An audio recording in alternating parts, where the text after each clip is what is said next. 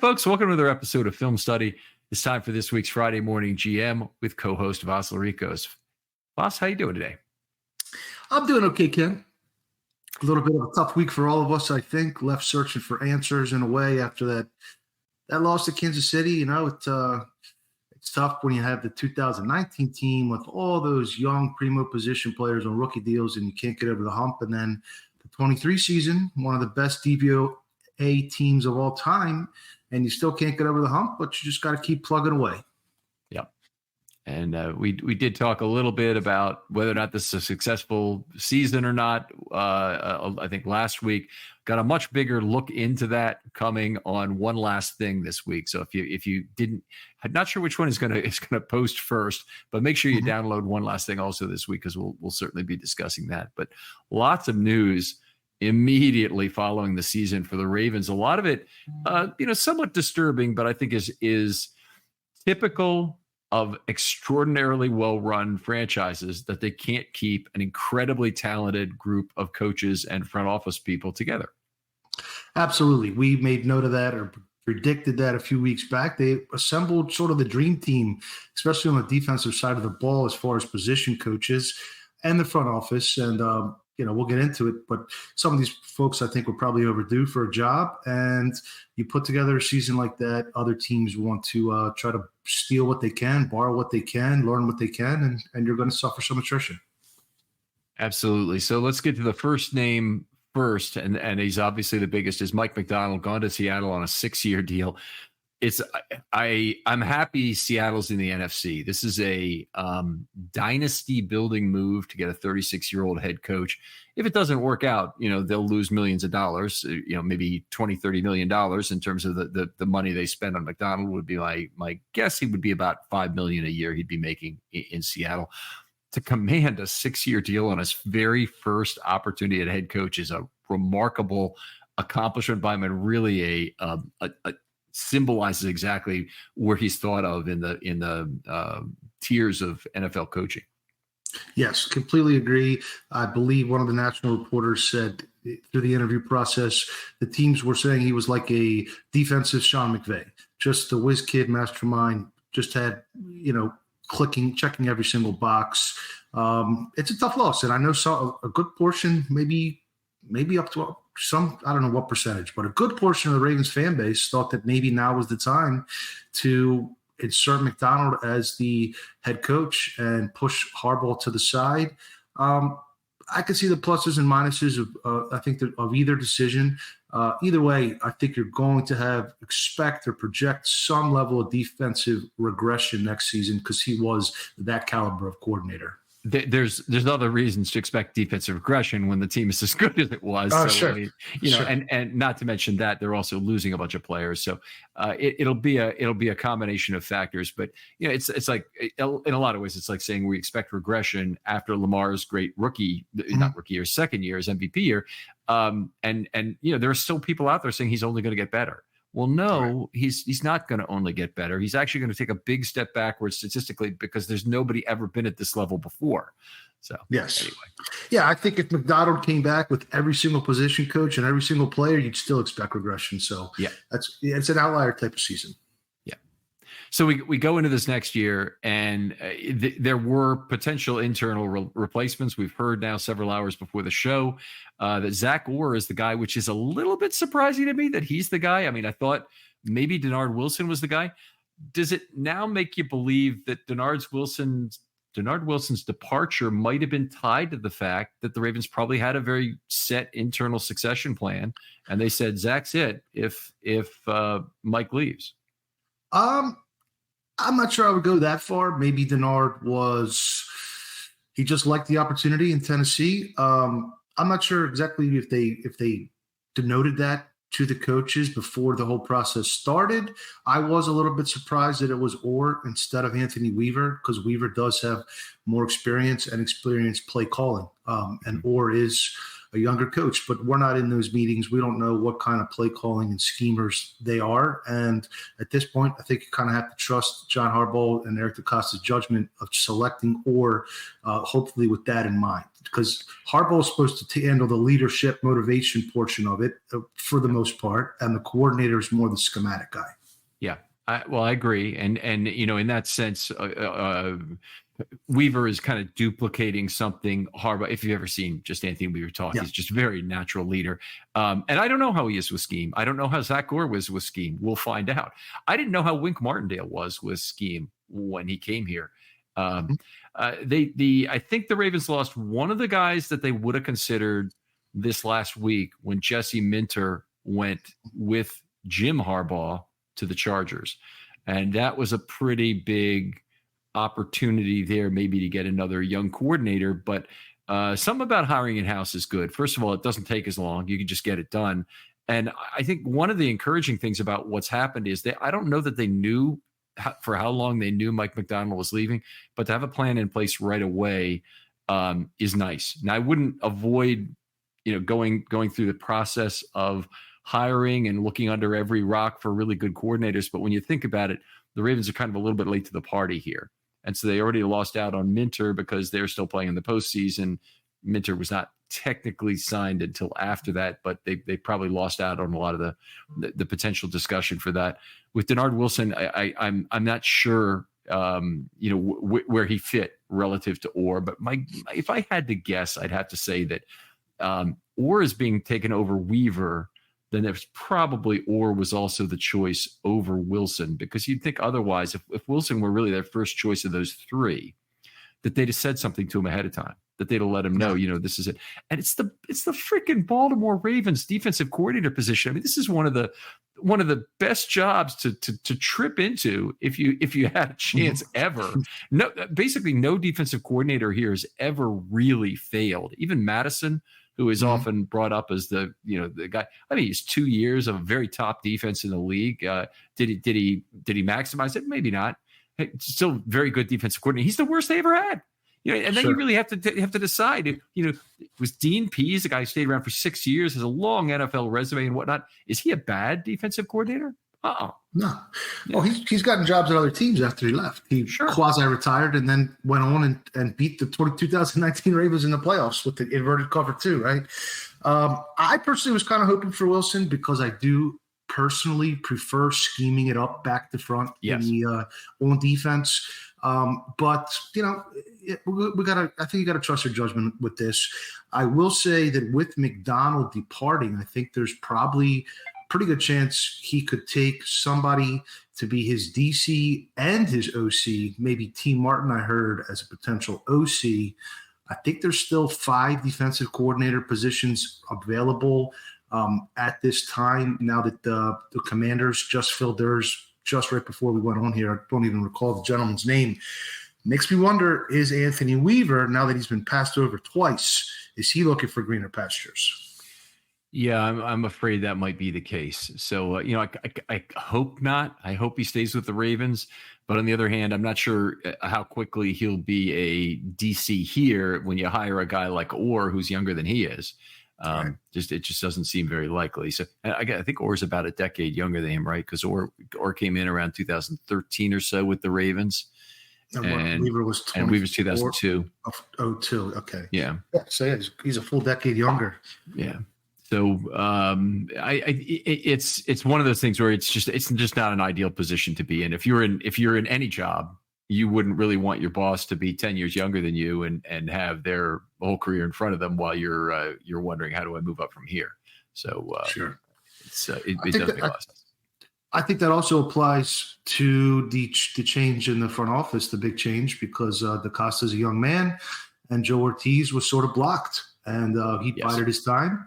And now he's, latching on with Jim Harbaugh, the Harbaugh connection out in Los Angeles. Looks like a good fit for him, but I think could be a loss. And the Ravens are probably going to have some competition personnel-wise between the Harbaugh brothers in the next couple off seasons, I would imagine. Yeah, so on two levels, we'll start with the front office personnel, and some of them I don't doubt are going to follow Ortiz out to those jobs. So the Ravens did lose some scouting talent to Joe Douglas when he left the Jets, which is the exact analogous situation. I mean, it's the Jets and the Chargers. Maybe you can provide, so either place is a potentially a place that front office talent would like to work, either in New York or in the LA area. You're giving them that option. You're having them work with another young guy, but a guy who obviously has handpicked them, which is a positive. And then the other point you make about the players, this is where I think the Ravens could potentially really get poached, because their practice squad is not protected. They have a bunch of 90-man roster futures contracts they're going to sign, and those guys are now at risk. So some of the guys they haven't gotten signed yet are now at risk to being poached by Ortiz. And I'm not happy about that. I would agree. It's just the natural process. I mean, even when Phil Savage went to Cleveland all those years ago, he took some guys with him. I know he took Daniel Jeremiah with him and some other guys. It's just the way it goes. And Harbaugh, I guess to his credit, is always in favor of promoting and for advancement of his coaches. Some teams don't do that. In Carolina, Evero, their defensive coordinator, is under contract, and they're refusing to allow him to interview because he's under contract, which is apparently just an organizational decision. The Ravens don't operate that way, which is in the best interest of the people themselves, but probably not the franchise, truly. But maybe the hiring process. So now they're going to have to go out and get people, and one of the things they're going to be able to tell them is, hey, look, we always let people interview for their next job. If you can get a promotion out of here, we're not going to stop you. And so I think, from that perspective, they'll have an opportunity. Anybody who's a young and outstanding position coach is probably going to want to move up. And the Ravens are going to go through another round of hiring for this. They did just an absolutely magnificent job of it. And by the way, folks, that is Harbaugh's purview. It really is not DaCosta's purview, just to be clear. They may discuss it. DaCosta may well be involved in the interview process and whatnot, but that silo belongs to Harbaugh, and that was made real clear at the time of previous coordinator hirings, including with Martindale, Roman, ones like that. He's in charge of that, and there's not somebody else designated. That's the reason I'm making a heavily emphasized point here, is that the whole fire Harbaugh thing, you're firing the hiring process that Harbaugh has brought to bring all of these great coaches to the team, not just recently, but over his entire tenure. Now, there have been, at times, he's had some problems hiring some offensive coordinators. I think he's gotten a lot better at it over time. I don't think he's really there are people who say, well, look at the coordinators he's hired. He's hired a bunch of old guys who are not going to replace him or no threat to him. And there have been cases where he has hired older guys, and then there's cases like he's hired younger guys like Pagano and McDonald and whatnot that are candidates to move on. Kubiak. Yeah, definitely. I read an article. Was it The Athletic last week? I don't want to miscite it. I think it was The Ringer, actually. And they were saying that one of the efficiencies that the Ravens unlocked, particularly this season, was tapping the college ranks for coaches. And you think about it, both coordinators were recently college coordinators. And I'm sure some of the other guys, but I think that's an avenue they should explore heavily. This offseason, the college game is becoming even less desirable to be a college coach with the player movement and, opportunity for advancement. It's with some of the bigger guys, coming off the, Nick Saban and the like. I do hope maybe Jim Leonard, another former Raven who was Wisconsin's defensive coordinator for a while, would be a guy I'd look into. I mean, the list can go on and on, but that's probably, and also some of these Dr. Russ type specialists who had their camp. Can they become a full-time coach maybe? Yeah, I first of all love all of that, and what Harbaugh did specifically with McDonald ought to be cited as just one of the new ways of doing it.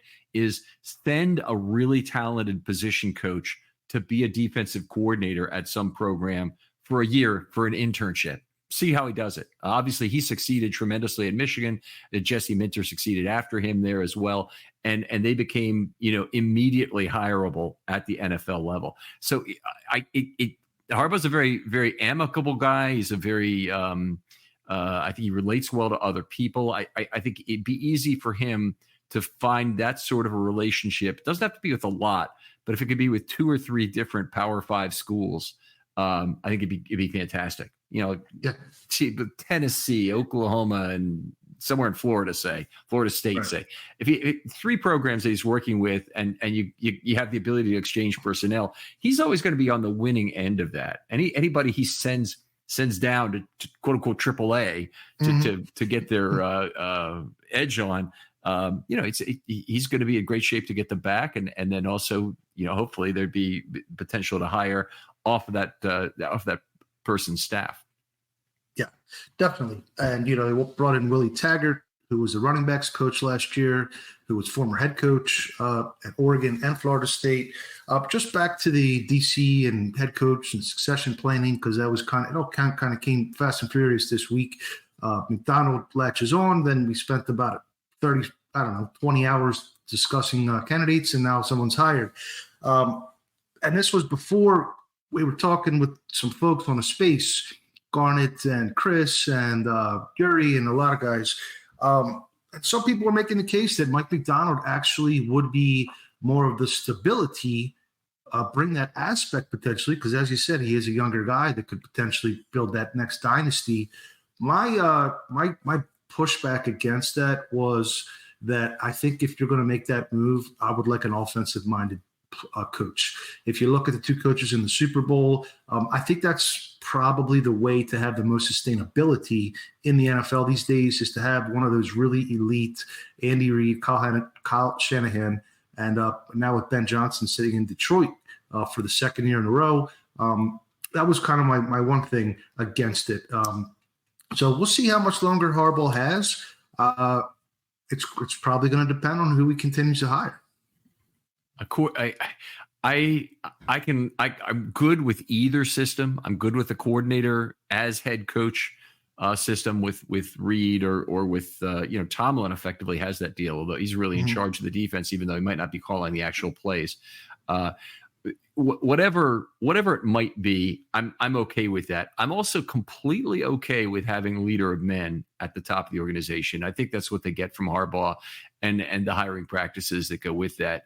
I would be strongly against having panicked, what I would consider to be panicking, move to McDonald as a replacement for Harbaugh, strictly based on where people think they are now. There's been this fire Harbaugh contingent that's been around, Ravens Twitter and boards and whatnot for a lot of years, but they're basically dissatisfied, disillusioned folks who can't really give you the good reasons why that would be true in any depth.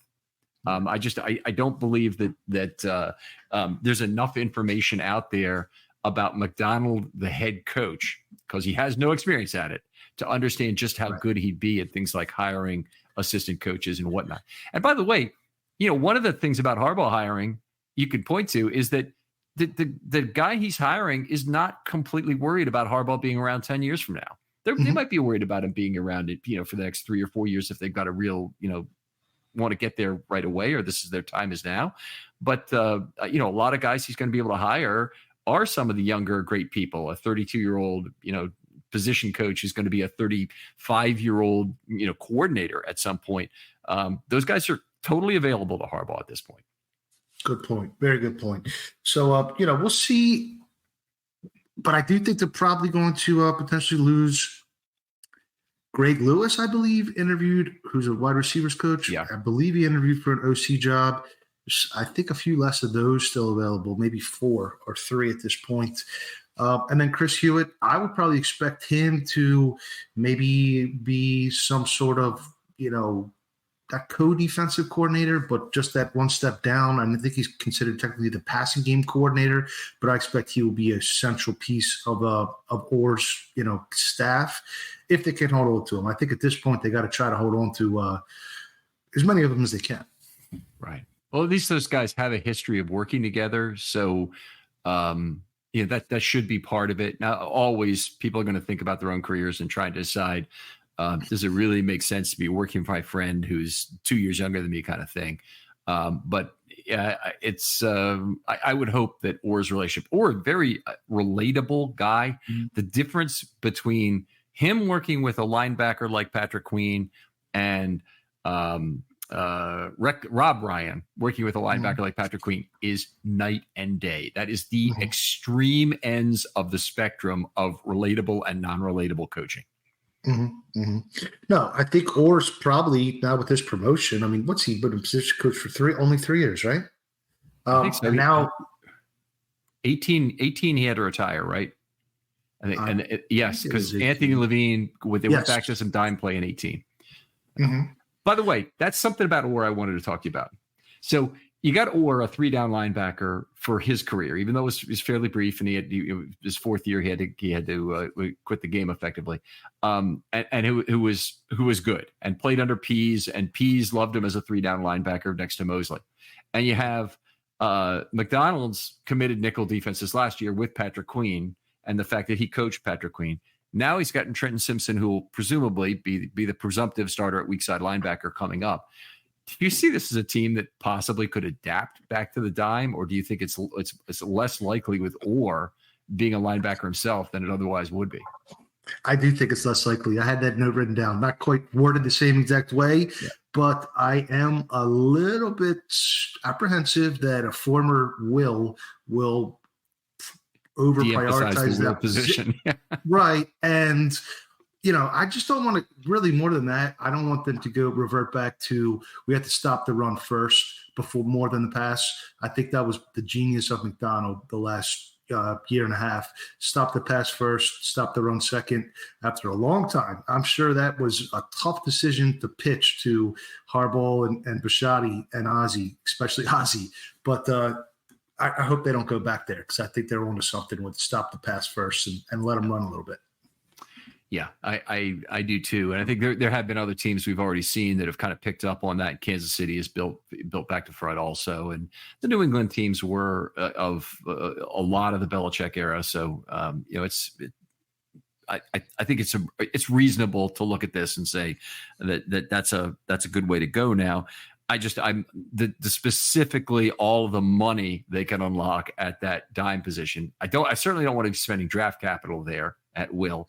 If the Ravens can truly find these guys on a UDFA level, they should look for the rough gemstones.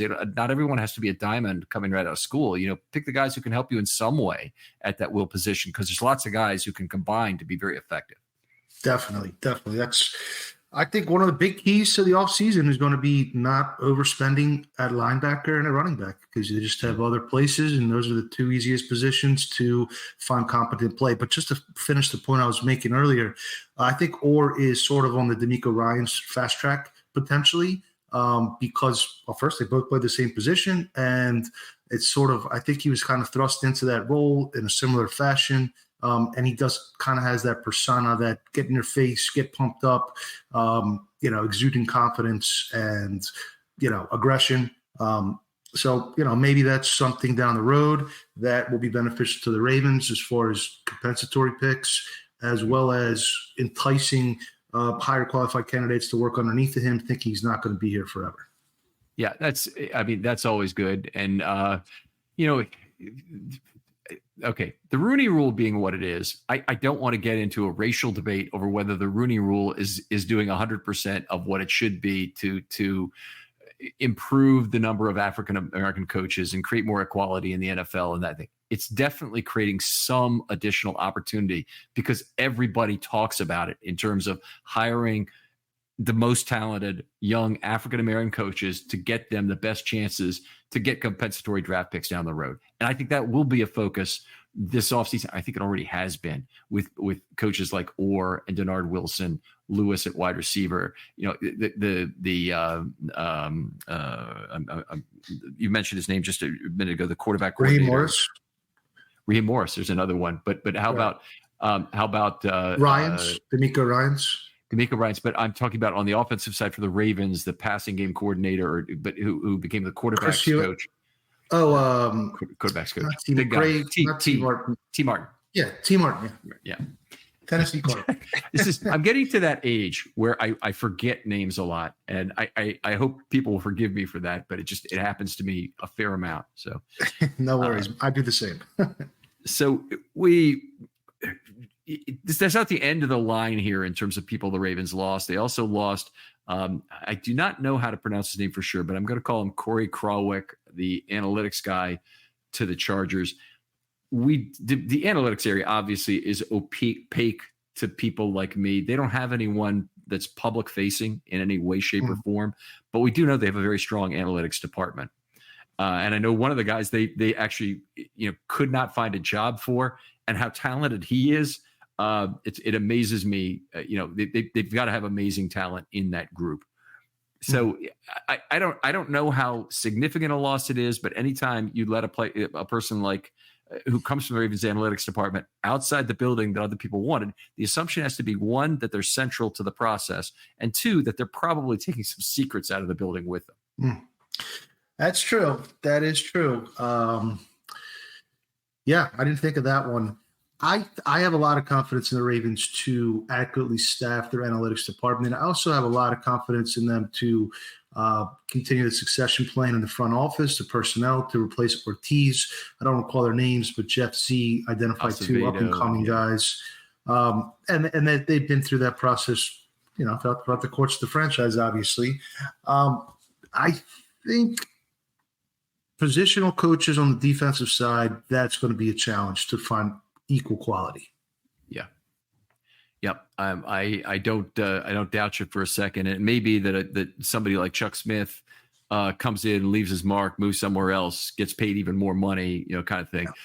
Yeah. The good news about this is that as outwardly, from a view from the outside, I would say Bisciotti's been pretty loose with the purse strings in terms of hiring high quality coaches.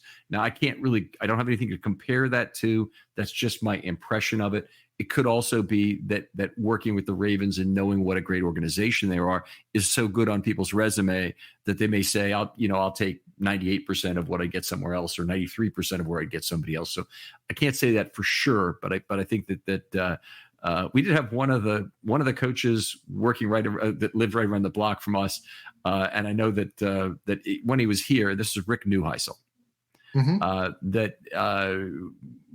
We had conversations about what he was making at the time, and it was substantial. It was 7 figures. So it'd be an amount, and he's just a quarterback's coach. I mean, he's not the he's not the offensive or defensive coordinator, and this was some time ago now. So. Yeah, Bisciotti is not cheap in any way. I think some people, for some reason, have that impression because of the way the Ravens manage the salary cap, but you spend through the cap every single year. You have one of the best facilities. He pumps money into the stadium. He pumps money into the coaching staff. Everything, everything they do is top class, top notch. So that's not a big concern for me. It's just finding the right guys to flesh out this defensive staff now under Zach Orr and figure out how they're going to put the pieces of the puzzle together on the personnel side as well. Yeah. Do you think Orr, scheme wise, we there was fear that Monken would change the offensive scheme in a way that would forget all the positives of the Roman era while just changing it to a pass first offense. And that really didn't come out. I mean, he still found a use for Ricard, not always a levelized use for him, but a use for Ricard. They still ran the ball more than they passed the ball. They brought some new passing concepts that certainly did create more space than before, even if you want to, bash his, if you want to go to the 5 losses for the Ravens this year and bash that, go ahead. But yeah, he also did a whole bunch of positive things as well. And I guess the question for me with Orr is, do you think he'll bring a lot from McDonald's structure and maintain that?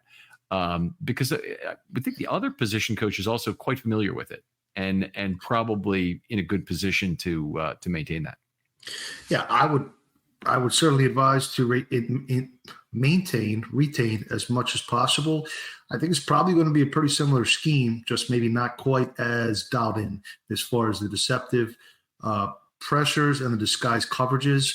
I certainly, after this change, want to make sure the cornerback position is well stocked because I'm not sure Orr is going to be able to hide them as much as McDonald did. Right. The safety position, another one we haven't talked about. Next week, folks, we plan to have a biggest off-season questions episode, probably longer than normal, I would guess. Just looking at the list we had, we said we couldn't do it today with all these personnel changes, and that was really the hottest ticket. Next week, these questions will still be here. I don't think any of them will be decided unless they make some very quick move with Matt Abike. So I'll give you that as a spoiler. There's one of the big ones, as if you didn't know. But Vas, really appreciated doing this show with you all year. We've had some discussions. We're going to continue it on during the off season. We'll be once a week when it's really hot and heavy. So right around free agency, the draft. Right now for the next week anyway. We'll be doing a weekly show, and then we'll do bi-weekly otherwise. And some of those shows may be shorter, but we're planning to continue it. And Vas, one of my favorite shows to do. And thank you so much for doing this with me this year. Oh, I've really enjoyed this, Ken. Looking forward to continuing this. It's been a great reprieve, and just I really enjoyed discussing these nuances and the combinations and the calculations for all these decisions. And, the cost is working 365, so we're going to have to follow suit, I guess. There you go. Other folks out there, if you're interested in doing a film study short, hit me up. DMs are always open. I want to hear from you. It's the off season. Vas, I'm sorry, you didn't give your own information on where you can find your work online. Yeah. On Twitter X at Vasilis Beatdown, Vasilis Beatdown, co-managing editor and author for Baltimore Beatdown blog. And I have another podcast which can be reached if you look on Twitter at Ravens Way Pod. All right. Outstanding. For Vasilrikos, this is Ken McCusick saying goodbye, and we'll talk to you next week on Friday Morning GM.